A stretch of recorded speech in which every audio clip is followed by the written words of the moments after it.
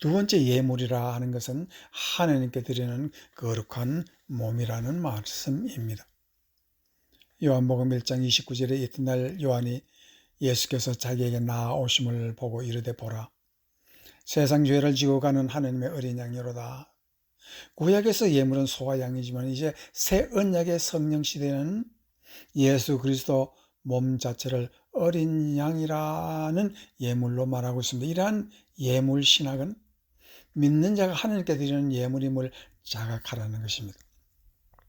바울은 로마서 12장 1절에서 너희 몸을 하나님이 기뻐하시는 거룩한 산 제물로 드리라, 이는 너희가 드릴 영적 예배라고 하는 앞에서의 이 말씀은 몸이란 삶의 행실 전체를 말합니다. 이 말은 하나님께서 사람에게 몸을 주신 목적은 사람의 몸은 부활을 입을 몸이 있다는 것을 예언하시는 것입니다. 단순히 죽어 땅에 묻혀 흙으로 돌아가는 존재가 아니라 우리의 영혼이 하나님의 형상이라면 몸은 그 형상을 완전히 완성하는 실존적 도구라는 말씀입니다. 여기서 거룩한 산 제물이라는 것은 하나님께서 받으시기에 합당한 예물이라는 것입니다. 우리의 몸은 특별히 중요합니다. 그래서 예수님께서 재림하시면 가장 먼저 우리에게 주실 것이 바로 부활의 몸입니다. 그리고 그 영광을 입을 때 그리스도를 닮아 하나님의 자녀가 되는 것입니다. 그날에 오기까지 우리의 몸을 어떻게 사용해야 할까요? 몸은 연약하기 그지없어 늘 우리로 하여금 넘어지게 하고 실망하게 하고 병들고 세상 물질의 유혹에 넘어가지만 인내함으로 견디고 비록 참담한 현실 앞에서 무너질지라도 소망을 든든히 잡고 우리의 몸이 사랑의 도구가 되게 하라는 것이 거룩한 제물입니다. 그 이유는 사람은 하나님의 형상으로 할 때에 하나님의 형상을 가장 뚜렷하게 전하는 도구가 바로 사랑이라는 은사입니다. 사랑이 있을 때 하나님이 거기 계시고 그 장소가 천국이 되고 성전이 되는 것입니다. 그래서 십자가가 있는 곳이 하나님의 성전이며 하나님을 볼 수 있는 곳입니다. 그런데 바울 사도가 고린도 전서 13장의 사랑장을 쓴 이유가 무엇일까요? 많은 신학자들은 고린도 교회는 1장에서부터 14장까지 계속해서 문제투성이라고 언급하며 그런 문제투성의 교회를 바로잡으려고 한다는 것이 고린도전서를 쓴 목적이라고 말을 합니다. 그러나 그보다 더 확실한 한 가지 목적은 고린도 교회는 하나님의 영광을 전하려고 하는 진심을 바울이 읽었다는 것이고 그 바울이 그 답을 주는 것입니다.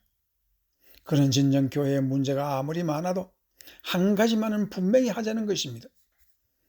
그것은 정말 하나님을 보고 싶고 그 모습 전하려고 하면 하나님의 모습은 사랑이다라는 한마디를 남기고 싶은 것입니다.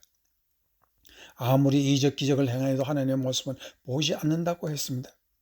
엘리야가 시내산에서 하나님이 나타나실 때 열왕기상 19장 1절에서 13절 말씀에 보면 여호와께서 이르시되 너는 나가서 여호와 앞에서 산에 서라 하시더니 여호와께서 지나가시는데 여호와 앞에 크고 강한 바람이 산을 가르고 바위를 부수나 바람 가운데 여호와께서 계시지 아니하며 바람 후에 지진이 있으나 지진 가운데 여호와께서 계시지 아니하시며 지진 후에 불이 있으나 불 가운데 여호와께서 계시지 아니하더니 불 후에 미세한 소리가 있는지라 엘리야가 듣고 겉옷으로 얼굴을 가리고 나가 굴어귀에 서매 소리가 그에게 임하여 이르되 엘리야야 네가 어찌하여 여기 있느냐. 참 놀라운 말씀입니다. 하나님 여호와는 강한 바람에도 계시지 아니하고 지진이나 불 가운데도 계시지 아니한다는 것은 엘리야는 큰 능력의 하나님을 만나서 하나님의 형상을 이스라엘에게 전하고 싶었습니다. 그러나 그러한 능력 가운데 계시지 아니고 오히려 작은 미세한 소리 가운데 계시는데 그 소리가 무엇이었습니까? 하나님은 이미 우리의 마음속에 사랑으로 계시는데 내 마음에 계시는 미세한 소리는 듣지 못하고 큰 기적만 바라는 것이 엘리야라는 것입니다. 그리고 하나님은 그때서 엘리야야 도대체 네가 여기까지 온 목적이 무엇이냐? 왜 이 먼 곳까지 찾아와 하나님을 만나야 한다는 것인가? 그 한 가지를 깨달으라는 것입니다.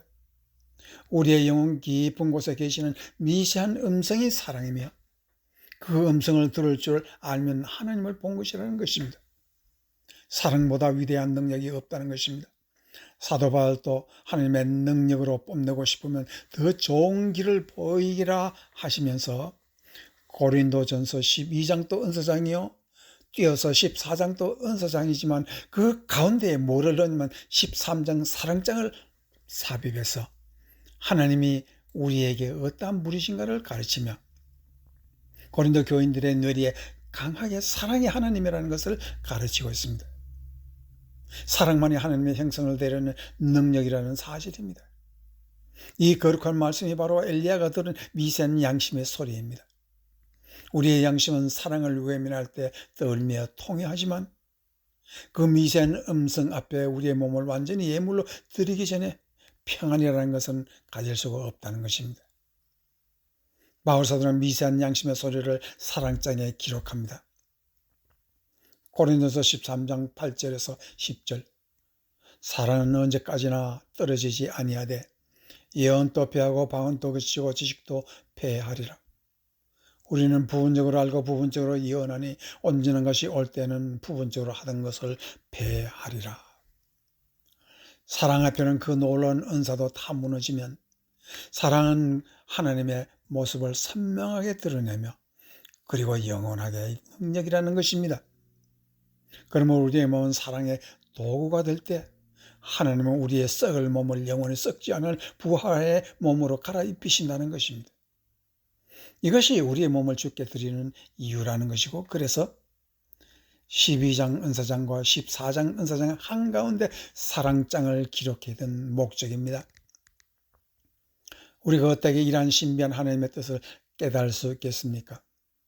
양심의 미세한 소리를 들으면 안다는 것을 요한 1서 4장 11절 12절에 말하고 있습니다. 사랑하는 자들아, 하나님이 이같이 우리를 사랑하신즉 우리도 서로 사랑하는 것이 마땅하도다.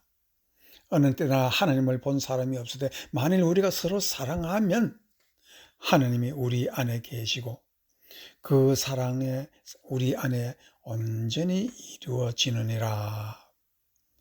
하나님은 볼 수 없지만 그 사랑은 우리를 완전히 볼 수 있다고 말합니다. 이러한 사랑이 몸으로 드러나면 하나님은 그것을 기뻐하는 예물로 받으시고 하나님 자녀로 받으신다는 것입니다. 바울이 특별히 사랑하는 교회는 빌립보 교회였습니다. 거기서 바울이 로마 감옥에 갇혔을 때 에바브로 디도를 로마로 보냈습니다. 그는 멀고 먼 길을 걸어서 로마에 오지만 병에 걸려 죽을 지경에 달하자 자기의 사명을 다해 헌금과 교회 소식이 담긴 편지를 전하고자 목숨을 걸고 일을 다 마쳤습니다. 그리고 바울이 만나자 그 몸이 병든 것을 보고 빌립보서 2장 25절 27절에서 그러나 에바브로디도를 너에게 보내는 것이 필요한 줄 생각하노니 그는 나의 형제요 함께 수고하고 함께 군사된 자요 너희 사자로 내가 쓸 것을 돕는 자라. 그가 너희 무리를 간절히 사모하고 자기가 병든 것을 너희가 들을 줄을 알고 심히 근심한지라. 그가 병들어 죽게 되었으나 하나님이 그를 긍휼히 여기셨고 그뿐 아니라 나를 긍휼히 여기사 내 근심 위에 근심을 면하게 하셨느니라. 바울은 그를 형제라 하며 그를 군사, 그 뜻은 전쟁터에서 같이 피 흘린 전우라는 뜻입니다. 그리고 또 사자라고 부르는데 그 말은 사도라는 뜻입니다. 에바브로디라는 교회를 위해 몸을 헌신하고 사랑을 실천한 하나님의 형상이었습니다. 그는 먼 길을 건너 바울의 고난 앞에 서기 위해 자신의 몸을 제단 위에 올려놓은 사람입니다. 교회의 마음을 품고 바울의 상처를 돌보며 병이 그의 생명을 끊으려 할 때에도 그는 물러서지 않았습니다. 이 모습이 바로 보이는 하나님의 모습이며 하나님께 드리는 예물입니다. 이 큰 예물을 몸으로 드린 성도가 있어서 교회는 하나님의 성전이요 집이라 부릅니다. 이제 여러분의 가정에도 이러한 예물을 드려서 하나님의 집이 되시기를 주의 이름으로 축원합니다. 아멘.